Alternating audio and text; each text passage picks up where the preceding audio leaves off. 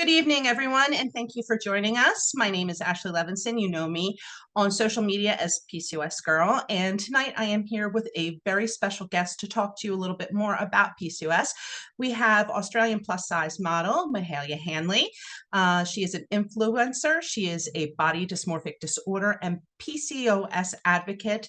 She has worked with brands across the world, showcasing her famous curves and confident personality, and I'm so excited that she is here to talk about her journey with PCOS this evening. So, hi, Mahalia, how are you? G'day, good. How are you? Wonderful. Thank you so much for sitting down with me tonight. I was wondering to start off if you could tell everyone a little bit more about your background and how you got involved in PCOS advocacy. Sure. I had a misdiagnosis, which is what actually led me to understanding that I had PCOS. I was 18 at the time, and I was given a diagnosis after getting a pap smear, which I thought was, I was quite the adult to go and do that and do the right thing. And I was given this wrong diagnosis by the doctor who was reading my results, and she told me that I had cervical cancer, which is quite a jump to go into. As I was 18 at the time, it was kind of a bit of a shock. I didn't really understand the depth of kind of what was happening. I went right back to work right afterwards and got on with my day. And then I spoke to my parents about it. It was the only time I've really ever seen my dad kind of cry as well. And we waited for a specialist to come to the town. I'm from a very, very small town in Australia called Darwin. If you've ever seen Crocodile Dundee, that's where I'm from. That's how small it is. And it took about 6 months for the specialist to come through. And then when I finally came through and saw her, she's like, "Oh, you don't have cervical cancer." And it was like, "Oh, well, my whole family and myself have been in a lot of pressure, like building up to the treatments and what we're going to have to do moving forward, to have it simply taken out in like 2 seconds from a misdiagnosis." So it led to the questions of like why I had abnormal cells and what was going on. I had to get my pap smears done every 6 months rather than the 2 years. And I think it's 5 years now that it had been pushed out to. And after that diagnosis, that misdiagnosis, I kind of just like didn't go into any sort of realm of PCOS. I didn't want to be around the doctors. I didn't want anything to do with it. And I just got on with my life really and just kind of accepted that I was going to be in this misery of pain and not understand what was going on. Is that's just what periods are. And I guess when I started to talk about the advocacy of it more was just wanting to break down the stigma that surrounded periods. I hated that I had to desensitize what was happening in my body because society had made it uncomfortable to talk about periods as if they're not happening. And it made me think how many other women don't feel like they can talk about the things that are going on in the health crisis that we are in simply because of the stigma that surrounds periods. And so I just started talking about it. I talked about it to my friends. I talked about it to strangers. And the more I spoke about it, the more I started to realize that there were a lot of other women who were dealing with this. And that kind of led to like a lot more information that came my way. And having such a positive response of seeing maybe somebody else isn't as confident to speak about it as I am, or they're not in a position that I am to be able to speak about it with my platform, then it was like it makes absolute sense for me to keep talking about this and bringing light onto this situation. And then I guess I started to talk and think about more of the advocacy towards PCOS when I got diagnosed with body dysmorphic disorder. And I realized the links between PCOS and BDD and how much it had affected me over the years. And had I have known that earlier, I think a lot of my body dysmorphic disorder could have been decreased into a more manageable conception and just realization of what was happening inside my body. Luckily, I had a lot of women following me, and I still do, which is great. And a lot of campaigns in Australia were up for talking about that and speaking to it. And I was able to work with the Butterfly Foundation, which is in Australia, and they're an eating disorder foundation. And they were just 100% behind me, 100% there to help. They're fantastic. And it's just about really making sure that that message gets out so people can understand. Yep, absolutely. And you brought up a couple of really important points. First of all, when it comes to our menstrual health and periods, 90% of women who have irregular periods wind up having PCOS. So Yeah. it's something that we do need to talk about. We need to talk about irregular periods and menstrual health in general, because Hmm. when you have conditions like this, if you don't know what's wrong, you can't, or what's right even, you can't determine whether or not you might have a problem. Yes. Another big thing that you talked about is body dysmorphia, which a lot of people don't understand. With PCOS, it affects reproductive health, it affects hormonal health, it affects metabolic health, but it also affects our emotional health as well. There is a very high prevalence of eating disorder, of anxiety, of depression, Hmm. a lot of different issues that we don't talk about. Again, we need to have people like you talking about this, because it kind of gets brushed under the rug. And a lot of time people with PCS are told, there's nothing wrong with you, you're overreacting, it's not that big of a deal, and it is. So prior to your diagnosis, had you ever heard of PCOS before? No, no, I had never heard of PCOS.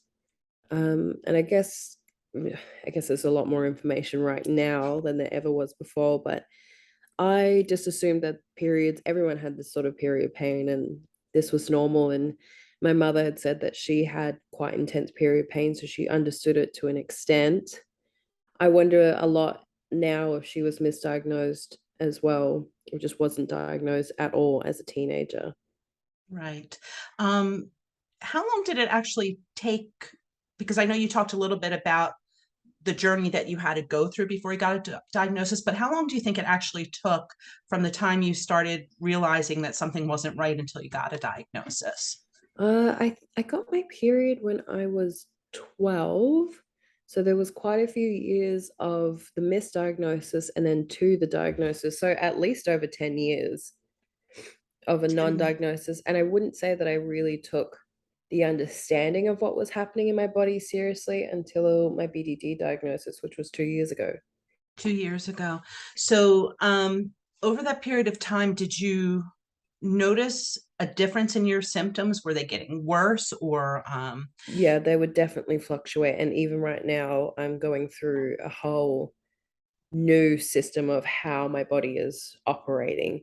And it seems to change every 5 or 6 years now that I can reflect back on it, but most definitely. yeah, so you think that over time we have to be really aware of our symptoms, because they can change and fluctuate depending on where you are in your lifestyle or your age, or there are other factors that can contribute to that.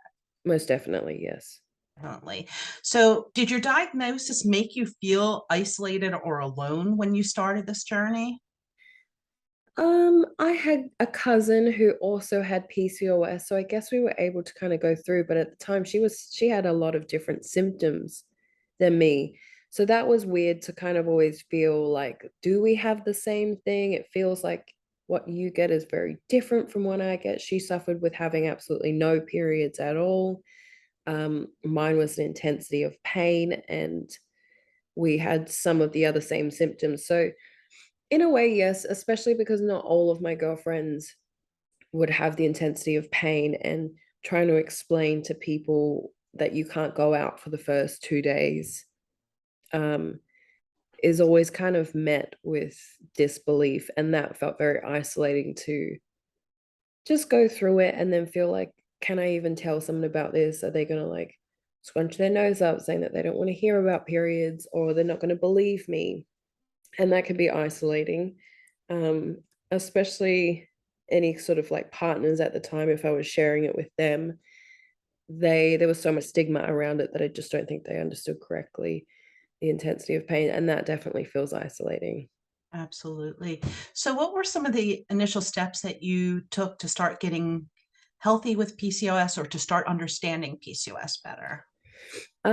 Well, the first steps that I took was the the ones that the doctors told me to do, which now that I look like is not the steps that I follow today. They put me on metformin as per usual, straight onto it, and just to kind of monitor and get through with how I keep going. There was nothing other than a band-aid solution for a long-term problem. Um, very lucky that both my parents are in health. Two of my best friends are nurses, and one of them specialized out into endometriosis and PCOS health. And it wasn't until I was speaking with her that I was able to really start changing and recognizing what was going on. So the steps that they put me on was metformin and basic monitor, try and lose weight. Now I am gluten-free, I'm dairy-free. I haven't, sadly, have not been able to consume coffee in about 2.5, 3 years now. I know I'm supposed to be sugar-free, but something's got to give. I'm still working through my sugar moments. And I'm not perfect with not having gluten all the time or not having dairy all the time. I think it's a really slow process and it depends on your body. Understanding that my training methods had to change completely. The whole time that I had been growing up, and especially in the modeling industry, training is a necessity. And then you just continuously, compulsively want to keep moving and just doing things in your general life. And I guess I had to change from high intensity interval training, and then I moved into slow intensity interval training, which of course no one told me when you have PCOS, you can't be doing HIIT classes or anything with high heart rates because you'll drain all your adrenal glands and then your body goes into a stress. And if you're having coffee to get up, it's just an insomniac approach towards it, and then you're inhibiting it with more gluten and dairy. So a lot of my changes now is just making sure that I'm trying to stick to the routines that best aid me. I have another friend who does have PCOS. She drinks coffee, seems doesn't do anything towards her. So I think it was really about finding the best solutions for myself moving forward and getting more understanding of how my body works, how it accepts different foods, what those foods and exercise can do to my mental health, and then how that affects the physicality of how I move. And that's really important. That's another thing that you brought up that a lot of people don't understand is that symptoms and the severity of symptoms can vary from person to person. So it Mm-hmm. has to be a very individualized treatment plan. It has to be what works for you, because the Yes. bottom line is if we don't find something that's sustainable, then we're not going to stick with it. So you do the best that you can with what you have, which is, I love that you understand that, and Yeah. that's something that you incorporate into your healthcare. So as someone who is in the public eye, do you feel like PCOS has held you back at all, or created judgment from others, or and how did you kind of like turn that around if that happened? Um, Not judgment, I think more fascination, which can be interesting with the questions that come from those fascinations, but I'm so welcome towards it. I think when we continuously stay as the student, we're able to just accept and understand other people's realities. So not a lot of judgment. There was definitely some times where it was hard, just due to the like intensity of the pain, and most of the time having to be on the strong medication to get through that. There were many times I've done a few interviews and I was so hazy in between them because I couldn't comprehend what was really going on, or I'd have to stop. And throughout the days of working, I might have to stop and like go and get a heat pack. And that can feel disbobulating, if that even is a word, because it's like, this is my truth and I understand you get it to an extent, but it's hard for me to operate in this platform in a public eye when I can't concentrate properly because my medication is making me loopy and I'm getting a lot of brain fog, or I can't stay at this event for that long because I can't stand up because I'm Yeah. in that much pain. So I guess that's the only place. It's just like trying to be really present at a time when I know sometimes just the physicality of me being in a space and taking up that space is important, but not being able to commit to it or give what I would consider my all because I'm clouded by what I need to get myself through that. Yeah. So why do you feel that advocating for yourself and for your others is so important with PCOS? Oh, because the more we talk about it, the less people are going to be confused about what's going on with their body. And the more people aren't confused about their body, probably the likelihood and my assumption is we're going to be a lot happier with our lives and our mental health. PCOS plays in so deeply into our brain without us really knowing, apart from having to deal with the physicality of what's happening, that we could just have a better life if there was just more information out there, more diagnosis, the ability to change and feel like we're in control again. I think that Right. can give a lot of power to people. Do you feel a lot of the misinformation and the dismissiveness that you may have received regarding your PCOS may have played into symptoms with BDD? Do you think that has a correlation? Yes, yes, completely. I think it was as well. There are so many, like, there's so many nitpickings of it, but there's so many ways that the doctors would dismiss the pain that you're going through, the symptoms that you're having, and the consistency of this late, like you're a lazy person because you're not losing weight when I'm telling you to do this. And then the drug dependency that they start to build, which creates a drug abuse within it. That definitely led into the BDD. Also, when they try and give you these diagnoses, they aren't giving you any information about what PCOS is, what it does to your body, how you're supposed to comprehend it, where it can go in a mental pathway of how you take in what's happening. And that's where the fault is. It's like, oh, there's something wrong. Here you go, figure it out. And you're like, that's why I'm here. You're the doctor. I need you to help me. So definitely, there's so many ways that what has happened in the medical fields has created problems with my BDD, which definitely inherently linked towards PCOS. Yeah, because you kind of have to advocate for yourself. And it's almost like sometimes you have to know more than your doctor does when you go into these appointments. So Yeah, basically, you had to arm yourself with information, right? completely. And then arm yourself with the fact that the amount of times I've had doctors like laugh at me because I said, well, I'm gluten free now, and that's changed a lot. Oh, well, that's not a real thing. And it's like, well, it is to me because suddenly I'm not getting as much pain. Something's changed, and the only thing I've been able to do is restrict a different new diet. Or I'm suddenly not feeling like I'm exhausted every single day that I wake up, and that's because I'm not drinking coffee and doing HIIT workouts. Right. Had you have spoken to me about something like that, maybe I would have started doing slow weighted workouts and not felt the pressure of having to do 3 hours a day because you're telling me and society is telling me that I'm lazy for not trying hard enough. And that's such a big point on there. And I just hate how much they push that narrative into people, and the narrative of birth control as being a solution. Right. So, what message do you try to instill in others when you talk about PCOS and how it's affected you, or um, if somebody is thinking they might have PCOS? What advice can you give them? I think it's just I the advice I'd want to give somebody is that if you think you're suffering with it, just to arm yourself a little bit with the knowledge that you're going to have to explore it a lot on your own at the moment. There are so many sources out on the internet today, to not always take the opinions of doctors and to seek multiple referrals in search of what is best for your own health. I think for anyone who doesn't have it, I'd just like to explain how intense dealing with PCOS is every single day. The limitations that it feels that one person has to deal with mentally and physically and then socioeconomically is huge.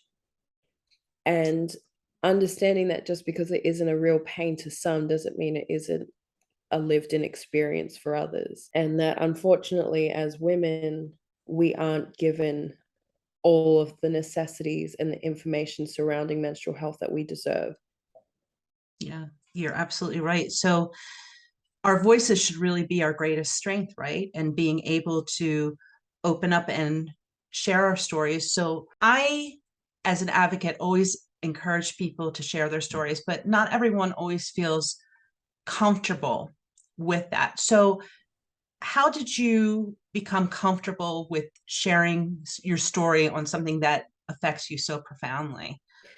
I think it's just it's just practice. It's practice of sharing it maybe in safe spaces, sharing it with absolute strangers. Sometimes it's easier when you share it with strangers because there's nothing that they can say or do because who are they to you in their life? I would really say it's about practice, just bit by bit. If you can't tell the whole story, just say, oh, I'm having so much pain today. um, I talk a lot about my blood clots to my friends, and it's taken a lot to get there, but I think it's important about just breaking down the stereotype and the stigma surrounding the conversation of periods, doing it in your central system of support and then moving outwards, because that's how we build up the courage to just consistently talk about it. And then suddenly it's not courage you're talking about it, you're just saying what the truth is and what needs to be said. Do you feel through a lot of the interviews that you've done and sharing that information that that has kind of moved the needle a little bit as far as PCOS and getting information out there? And have you had like others that come up to you and say, oh my gosh, I didn't know about this, but because you said something about this condition, now I got a diagnosis? Yes, definitely. I've had a lot of women reach out, which has been really exciting, to say that they had the same symptoms, or how do I go about doing this? And a few women who have been diagnosed. And it's great to know that speaking up has helped somebody else. And it might not be somebody that I know at all, they're not in my circle. And that's why it's so important to talk about it, because it can plant the seed for a lot of other people to start discovering how they're going to best figure out what's going on with them. There's been quite a few women as well who reach out and say, I don't even know where to start, and I don't know how to move forward with getting a diagnosis, and what do I do when the doctor says this? And I think when you can talk about it and be an advocate, it's an ability to share and be patient with those steps, and just have somebody that one person can reach out to and go, please help me. Right. So do you think we need to have more resources and more research and more information about PCOS getting out there to the public at this point? 100%. 100%. Completely. There Yeah, should be it should be mandatory in schools of understanding within sex ed. I think there should be a complete rehaul to the health system. I don't know what it's like here in America, but there definitely needs to be a rehaul within Australia. Um, I believe it should be taught as a consistency of knowing, like, we see TV ads for a lot of things that go on, and you're like, oh, I didn't even know that was something. And it should be the same thing for PCOS and endometriosis and menstrual health. I think the world needs women, and it's absolutely ridiculous that we're put on the back front of our health. absolutely. No, women's health has unfortunately, conditions like PCOS have gone under the radar for far too long, Mm. and um, it's time for us to take our power back. And there is a lot of movement happening. PCOS Challenge every year now does a PCOS Advocacy Day where we talk with legislators. So I'm curious, if you were to talk to a legislator Mhm. about PCOS, what would you say to them? What would you want them to know to like encourage them to learn more and to fund research for PCOS? It definitely would be about funding research, but I would like to know if there's any legislation that is inhibiting menstrual health, and why that isn't integrated into the health system that currently stands. I know a lot of the health system is surrounding male bodies. It was written for male bodies. We know that most studies of multiple things, even like autism, was based around males. So I would like to see why there isn't a new research or information that is set into study programs that surround specifically menstrual health, and what legislation and procedures can be altered or integrated in to help that understanding of health advocates going into the workforce. Right. So at this point with PCOS, where do you stand in your journey? I know you had talked about you had changed things in your diet uh, Mhm. and in your lifestyle routines. Has that, do you feel like that's made a big difference in your life at this point, or do you still feel like you are figuring things out? It's definitely made a huge difference. in my life, changing my diet and my training methods. I still feel like there's a lot that I'm figuring out. I'm still tired a lot of the time. I'm still trying to find a pain medication that isn't codeine to get through it. Um, so yeah, so I guess it's a bit of both. I'm trying very hard to explore what other methods I can use that are as natural as possible. Um, Monitoring what is going on with my menstrual health, how my flow's going, how I'm reacting each couple of months. But definitely the changes that I've already implemented has made a huge difference, and it's made the most difference in my mental health. My BDD has decreased. I know it's not something that I can ever be cured, but it has definitely been decreased since taking these actions and being in therapy. Right. Do you feel when you've talked to your doctors about the emotional strain of PCOS that Hmm. they've kind of ignored that from you? Definitely. Yeah. Most definitely, and for years. And doctors in London and doctors in New Zealand and doctors in Australia worldwide, it's happened. I have fought with male doctors, I've fought with female doctors. It especially frustrates me with female doctors because I think you should understand a little bit more, even if it's not with me or with you, that there has to be someone in Mm. your friend circle, your family circle that has intense period pain. And when I'm asking you to help, I'm kind of hoping that you can see from my point of view, because I don't think a man can ever really see from my point of view, but I do hope that they're able to. And that's not to dismiss male doctors. It was a male doctor who was able to help me bring towards my diagnosis, but I've definitely I feel like suffered at the hands of different health professionals. So, what's next for you, Mahalia, as far as advocating for PCOS and advocating for yourself? Do you plan to do more of it, and do you plan to speak louder until your voice is heard? Yes, I'm gonna do a little mini series on my page just so I get so many women saying, "Well, I don't understand this and I don't understand that." And I'm gonna be speaking to like a naturopath and one of my best friends who is a nurse, just to get a bit more understanding of what PCOS is. I'll be speaking to my trainer who specifically trains girls with PCOS, and she has it herself, just to dive into those realms where people feel a little bit unsturdy or they don't know how do I get more information about what that means. So we'll be doing a mini series. Let's hope somebody like Vice or a big company wants to pick it up and we can get it out even further into the mainstream and talk about menstrual health. Um, if the possibility ever came up to talk about legislation or policies and procedures altering, I would love to speak to government enforcement about integrating new research and training methods. That would absolutely be great. And I just keep hoping to, the more I speak about it, the more it starts to help or just gives a little bit of aid to somebody else out there. Right. Well, I promise you, as far as legislation is concerned, I will reach out to you because we are planning for PCOS Advocacy Day on March 3rd, Hmm. which you can talk directly to legislators. So I will reach out to you on that because Amazing. your voice would be incredible on Advocacy Day. So, do you have any final remarks or messages that you want to share with people about PCOS and getting a diagnosis and trusting in yourself? Something really important to remember is the battle will be long, unfortunately, at this point in time, but knowing that it's going to be long should hopefully give you just a bit of stamina to think, you know what, there are other people out there that are going through this too. Knowing that it's going to take a little bit, and hopefully me saying and acknowledging that it will be a bit frustrating.